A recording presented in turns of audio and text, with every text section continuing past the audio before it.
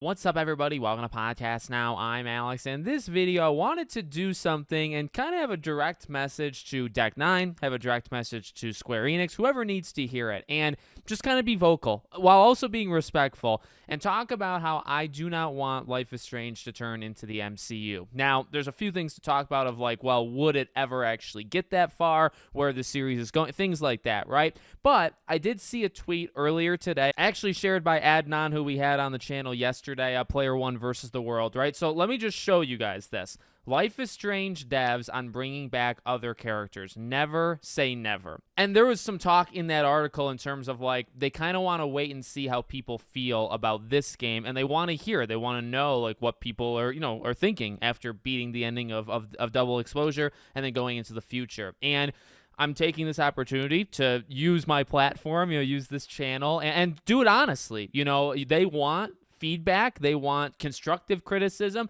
I'll give it to them, and I'm not even here to tell you that I don't want it to turn in the MCU. I'm going to tell you why I don't think it should turn into the MCU, and you guys let me know in the comments. Here's the thing with a topic like this, and it's something we've talked about even leading into the game. Now, I've always been kind of against this. I've made videos talking about it for a while. I have seen people in the community, people that watch the videos, everybody's good, everybody's fine. I have seen people that say, no, actually, I would be okay if they did it. Totally fine, totally respectable. You let me know in the comments, and you let them know. Honestly, I mean, if that's what they want to hear, if you want them to bring back old characters. Now, why do I kind of jump, right, from like, okay, bringing characters back to the MCU? Well, that's what you're doing, right? It honestly also involves the ending, which we talked about a little bit yesterday. Gonna obviously bring it up again now, right? The simple idea of Max Caulfield returning and Safi going out looking for other people, they tell you the plan. So the interesting thing is, like, you can read that. And my tweet to it was like, well, leading into this game coming out, they were directly asked about the MCU and about like an Avengers thing. And the response was actually like, no. The response was, if you were to do something like that, you got to be super careful because you would lose a lot of the Life is Strange DNA by doing an Avengers Marvel type thing. That was the answer back in like July or August. And now here we go. Now they said that with a straight face, and then they had that ending in Double Exposure. Now, was it them that chose it? Was it Square Enix that decided to do it? We don't really know. And that's the thing. Like, I don't know if Deck 9 is allowed to do what they want to do for the next game. I don't know what Square Enix's like part is in the whole thing. You know what I mean? Like, we really don't know. You can assume, but you don't know. And okay, so enough like just jumping from topic to topic. I don't want it, number one, okay? If they just want my opinion, what does Alex think? I would say my vote, if I had to do an election, I would vote and I would say I do not want this thing to be the MCU. Okay, why? Honestly, I agree with what they said a couple months ago. I feel, and when we did the live stream, okay, a few days ago, there was a couple people in the comments that actually, I think, and they were just kind of talking, and I think it actually really connected to me because I saw it out of the corner of my eye. The idea that we're sitting here and we're talking about, okay, Max versus Safi and like this villain like group, right? This super villain group that she's building. Those are the conversations I think we'd be having going into the next game. Is that really Life is Strange? Is that really what we want to sit here? Now, it is probably what we'll sit here and talk about, but is it what we want to? Does it actually capture the DNA where it's like, okay, Safi and her shape-shifting powers, and somebody's going to have the ability to fly and invincibility and all this? Or, I mean, and then you can go to Sean and Daniel, and you can bring, like, the Force into it. You can go to Alex and have empathy. Like, and then Max is, like, not a part of it. Now, we talked about that in the live stream. I talked about that a little bit in the video, and I'm still going to do more videos on it. In my opinion, Max would have to not be part of that group. I just feel, because I feel like the goal is for Safi to build this super villain group, okay? And no matter what you chose at the end of the game, I just can't see Max being okay with it. I can't, even though you could choose. I think Deck 9 will almost write that out and say, okay, Safi's going to do something bad that turns Max against her, and then you're going to be Max, and you're going to be against this group. That's my loose opinion, loose theory of where we're going. I'm going to do videos, going forward, and we'll flesh that out, right? We'll talk a little bit more about that, but that's the way I see it going. And now, like, is that good? Is that really what I want? I mean, when it comes to old characters returning, I do, and this was a conversation people had when True Colors came out. I think Alex and Max would kind of be cool. I do think them meeting each other and just kind of being friends, right? They ran into each other at a concert or at a grocery store, and they say, hey, I have powers too. And they just kind of have this friendship. I actually think those two would get along quite well, okay? My issue is just, it's not even these characters reuniting. It's not, I mean, it is kind of an issue with like creating a superhero group that Safi's doing. That actually is an issue. But these characters running into each other, literally bringing, say, Alex specifically into things, is that a big deal? The idea of Max and Alex like conversing and just being around each other, not necessarily a problem, right? I actually think it would make people somewhat intrigued. The issue is, I think, what I'm trying to like figure out like a way of saying it, and maybe you guys can understand it even better than me. Basically, like what that would do to the story, right? Like what that would push, right? Having those two together, just hanging out, having conversations is not inherently bad. In fact, it could be cool. But what that means, bringing Alex into it, bringing Daniel into it, right? And having like the superhero or whatever, having these groups, what that would mean for the story and kind of the tone and energy of Life is Strange, that's my big thing. And I just think, here's the thing. Here's probably the biggest thing. And again, they said this actually a few months ago.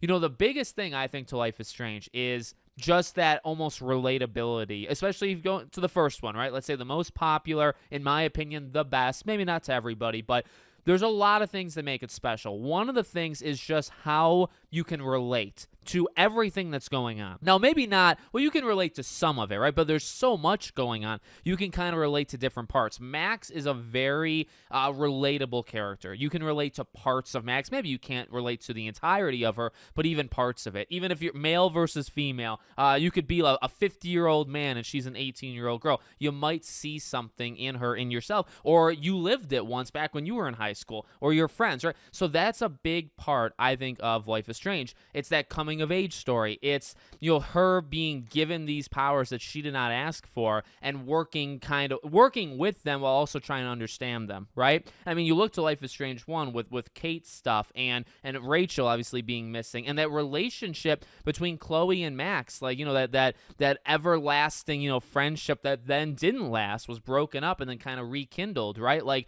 there's so many elements of that game, and if you notice, I am doing it purposely.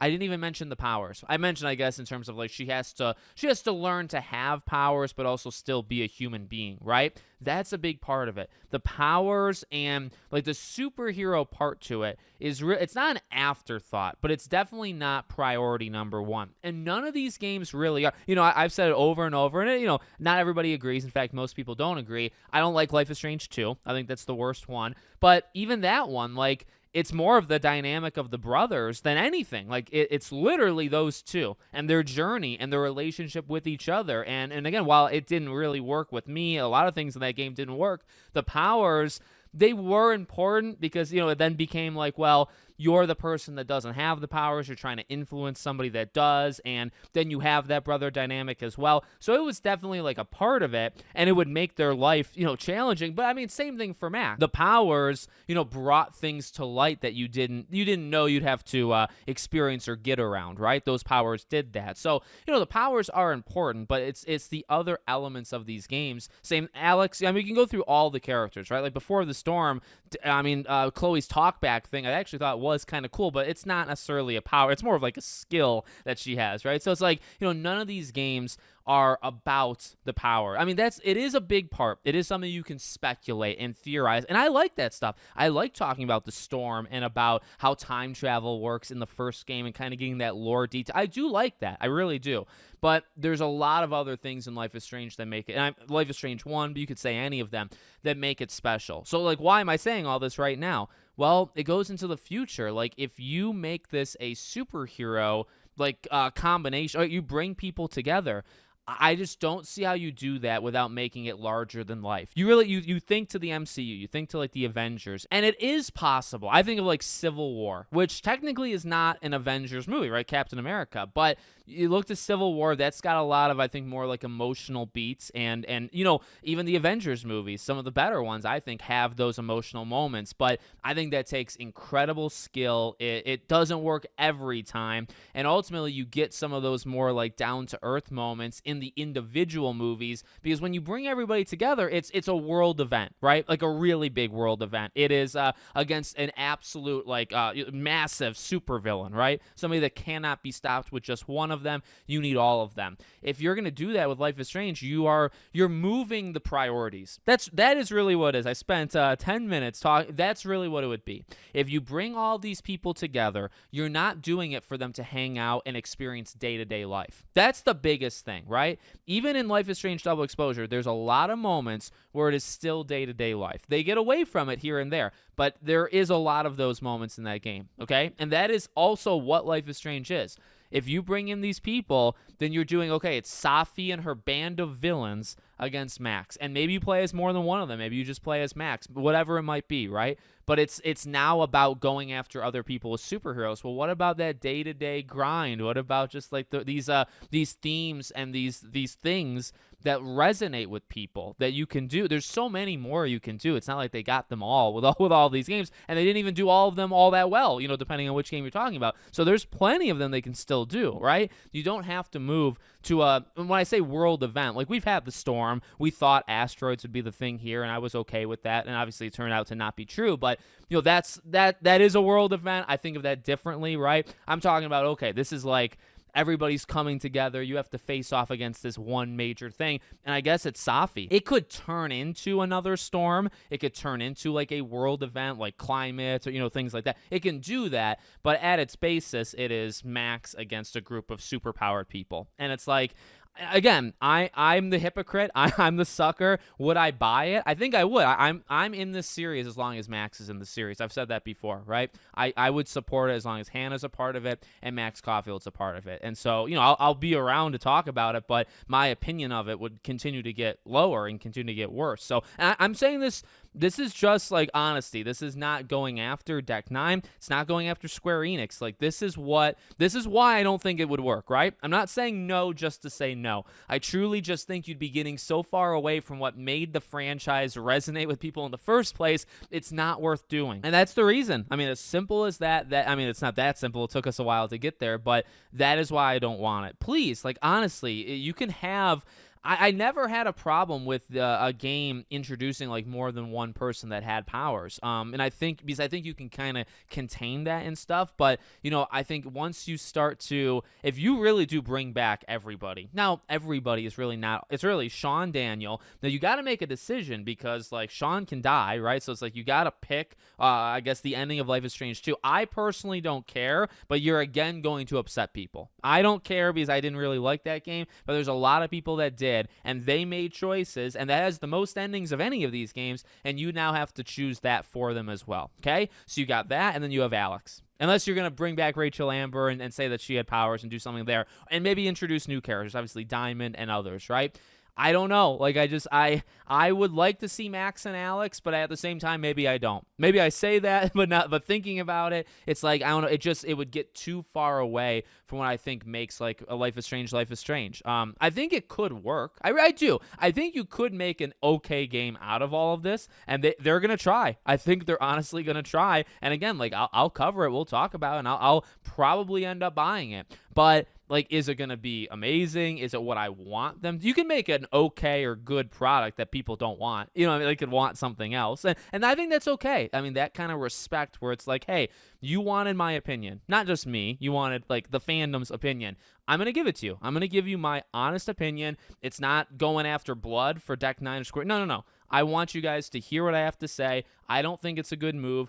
Depending on who's listening and who has the say, might not matter, right? I don't know. I don't know who decides, who walks in and says, okay, the next one is our Avengers movie. as a game? Is it Square Enix that does that? Is it Deck 9? Is it Square Enix tells them you have to do it, and then Deck 9 does the rest? So, they're stuck with the premise, and then they make the bad or good product, right? Like that, we don't really know. We truly don't. Unless you guys know somebody inside there, then maybe you do. But that's my opinion on all this. So let me know what you think. Make sure, as always, you're subscribed to the channel, bell icon turned on. I hope to see you all on the next one.